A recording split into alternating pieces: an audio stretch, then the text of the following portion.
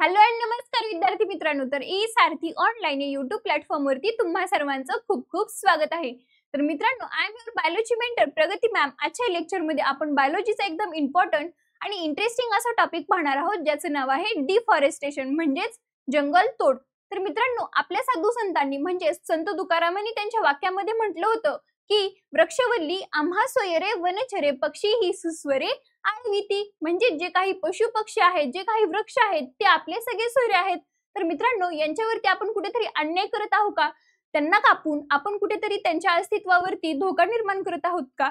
तर मित्रांनो, असाच या टॉपिक मध्ये आपण ते पाहूया. तर मित्रांनो, याच्यामध्ये आपण पाहणार आहोत की what is deforestation, then different causes of deforestation and how to stop deforestation. तर मित्रांनो, म्हणजेच डिफॉरेस्टेशन म्हणजेच काय, तर जे काही आपण जंगल तोड म्हणतो, तर जंगल तोड ही आपण कशामुळे करत आहे, तर जे काही आपल्याला इंडस्ट्रियल पर्पज असेल किंवा जे काही इन्फ्रास्ट्रक्चर डेव्हलपमेंट असेल किंवा जे काही ऍग्रिकल्चर असेल, या वेगवेगळ्या कारणांसाठी आपण मोठ्या प्रमाणातलं जे जंगल क्षेत्र आहे ते काय करत आहोत, तर कापत आहोत, ते रिमूव्ह करत आहोत, त्याची कटिंग करत आहोत. मग याच्यामुळे काय होत आहे, तर जे काही जंगल क्षेत्र आहे ते काय होत आहे, तर मोठ्या प्रमाणात कमी होत आहे. तर मित्रांनो, आता आपण पाहूया की डिफॉरेस्टेशनची डेफिनेशन काय आहे. The clearing of forest by cutting down forest trees over a wide area is called as a deforestation. जे काही मोठ्या ज्या क्षेत्रावरती जंगल पसरलेले असतात ते काय करतोय, तर आपण कटिंग करत आहोत, त्यालाच आपण काय म्हणणार, तर डिफॉरेस्टेशन. ओके. सो आता पहा, फॉरेस्ट मध्ये वेगवेगळ्या प्रकारचे पशु पक्षी झाडे असतात. मग यांच्या अस्तित्वावरती आपण कुठेतरी मोठ्या प्रमाणात घात करत आहोत. यांचं जे अस्तित्व आहे ते कुठेतरी आपण नष्ट करत आहोत का? मॅम, तुम्ही असं का म्हणत आहात? तर मित्रांनो, आपण बघतो की एखादा बिबट्या, आपण बातम्यांमध्ये बघतो की एखादा बिबट्या एखाद्या गावामध्ये काय करत आहे, तर शिरकाव करत आहे. मग हा शिरकाव का करत आहे? मग बाळांनो, जर का तुम्ही अशा प्रकारे आपण जे काही मोठ्या प्रमाणात डिफॉरेस्टेशन करत आहे किंवा जंगल तोड करत आहे, मग त्यांचं जे घर आहे त्या घरालाच आपण कापून, त्या घरालाच आपण नष्ट करून, त्यांना मग राहण्याचा जो निवारा आहे त्यांचा नष्ट करून मग ती कुठे राहणार? जर का आपलं घर जे आहे ते घरच कोणीतरी आपल्याकडून हिसकावून घेतलं, तर मग आपण कुठे राहणार? मग हे प्राणी कुठे राहणार? मग अशा प्रकारचे जे काही प्राणी असतात ते जंगलामध्ये राहत असतात. मग ह्या ज्या प्राण्यांचा जे जीव आहेत ते कुठे राहणार बाळांनो? मग अशा प्रकारची वेगवेगळी कारणं जी की डिफॉरेस्टेशनची म्हणजे जंगल तोडीची काय काय कारणं आहेत ते आता आपण पाहूया.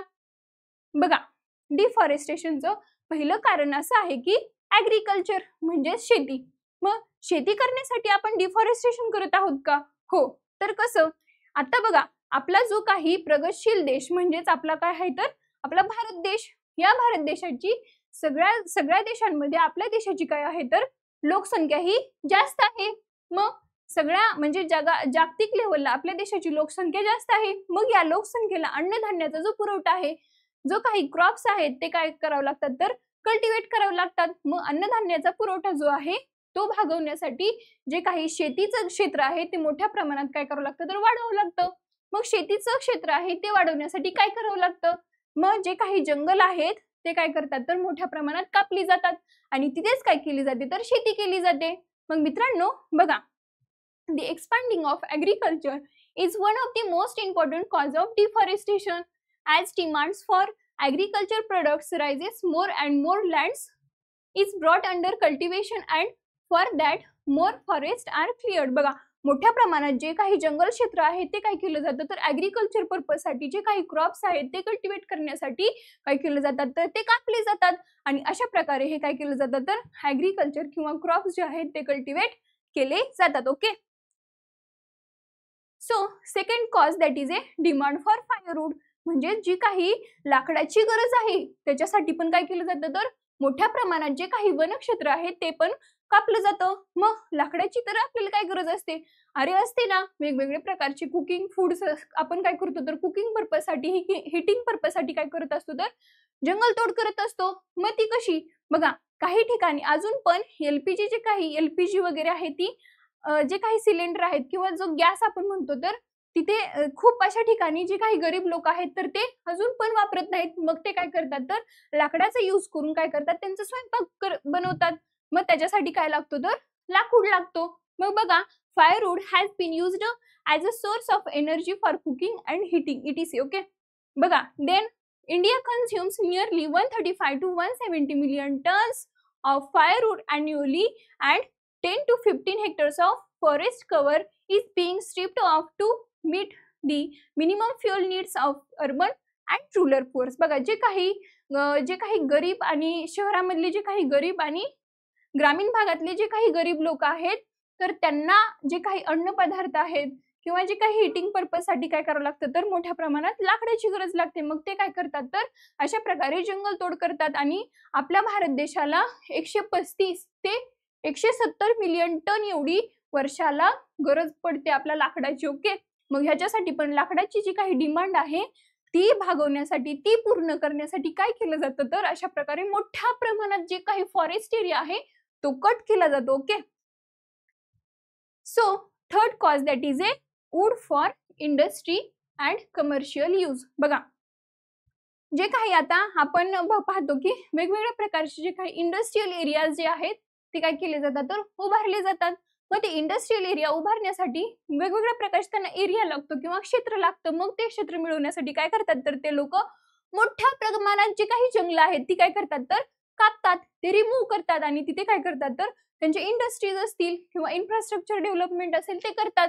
आणि कमर्शियल यूज म्हणजे जे काही व्यावसायिक गरजांसाठी, म्हणजे जसं की आपल्याला वेगवेगळ्या प्रकारचे आपण बघतो की फर्निचर्स असतात, वेगवेगळ्या प्रकारचे जे काही क्रेट्स असतात, मॅच बॉक्सेस, किंवा जो आपण ज्या पेपरावरती लिहितो, ज्या कागदावरती लिहितो, तो पण कशापासून मिळवला जातो, तर या वूड पासूनच मिळवला जातो. ओके, मग वेगवेगळ्या प्रकारचे काही कमर्शियल यूज असतील त्याच्यासाठी पण, त्याच्या गरजा भागवण्यासाठी पण आपण काय करत असतो, तर अशा प्रकारे जंगल तोड ही मोठ्या प्रमाणात करत असतो. ओके, तर बघा, wood the versatile forest produce is used for several industrial purposes such as making crates, packing cases, furniture, match boxes, wooden boxes, paper and pulp, plywood etc. Okay, तर बघा, जे काही आपण पाहतो की जो हिमालयन ऍपल आहे, तो हिमालयन ऍपल जेव्हा ट्रान्सपोर्ट करायचा असतो आपल्या इकडे, आपण महाराष्ट्रामध्ये येतो, मग तो कसा येतो, तर जे काही वुडन बॉक्सेस असतील त्याच्यामध्ये तो काय केला जातो, तर ट्रान्सपोर्ट केला जातो. मग असे ट्रान्सपोर्ट करण्यासाठी जे काही पॅकेजिंग मटेरियल म्हणून जे काही वापरलं जातं, तर त्याच्यामध्ये जो काही वूड आहे, आपलं लाकूड आहे, त्याचा काय केलं जातं, तर मोठ्या प्रमाणात यूज केला जातो. देन आपण पाहतो की रत्नागिरीचा हापूस तुम्ही पाहिला असेल की अशा प्रकारे कशामध्ये आणला जातो, तर असे जे काही लाकडाचे बॉक्सेस असतात त्याच्यामध्ये आणला जातो. मग हे लाकडाचं बॉक्स मिळवण्यासाठी पण कशाची गरज असते, लाकडाची.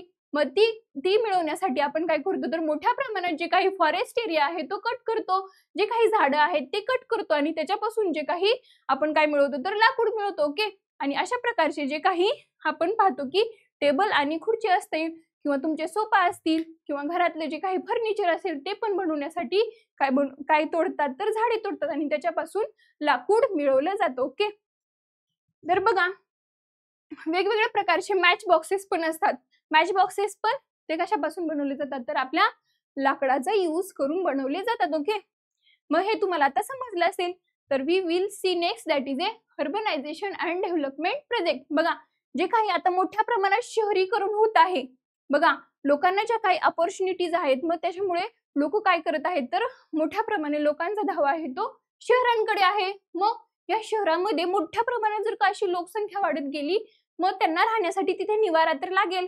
मग हा जो निवारा आहे तो मिळवण्यासाठी काय केलं जातं, तर मग जे काही शहरं आहेत त्यांच्या शेजारचे जे काही जंगल असतील किंवा जे काही वृक्ष असतील, तर ती मोठ्या प्रमाणात तोडली जातात आणि तिथे त्यांना राहण्यासाठी काय केलं जातं, तर निवारा केला जातो. ओके, तर बघा, जे आता आपण पाहतो की सिटीज मध्ये एक 15 ते 20 मजल्यांपर्यंत काय असतात, तर जे काही बिल्डिंग्स असतात तर त्या असतात. पण जे काही मेट्रोपॉलिटन सिटीज असतात, जसं की मुंबई झालं, दिल्ली झालं, तर तिथे 50 ते 70 मंजिल पर्यंत काय असतात, तर घरं असतात.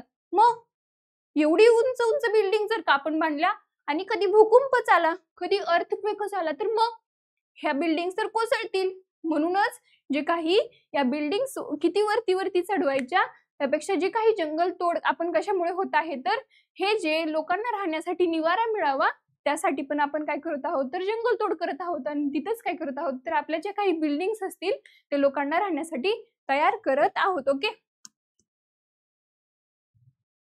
So we have to see next that is a over grazing of forest. बघा, ओव्हर ग्रेझिंग ऑफ फॉरेस्ट म्हणजेच काय, जे की आपण फॉरेस्टमध्ये वेगवेगळ्या प्रकारचे जे काही चरायला घेऊन जातो. बघा, वेगवेगळ्या प्रकारचे मेंढपाल असतात, वेगवेगळ्या प्रकारचे शेळी पालन करणारे असतात, पशुपालन करणारे असतात. मग ते काय करतात, तर जे काही त्यांच्या गावाशेजारी असलेले जे काही फॉरेस्ट असतात तिथे त्या त्यांच्या जे पशु असतील त्यांना काय करतात, तर चरण्यासाठी घेऊन जातात.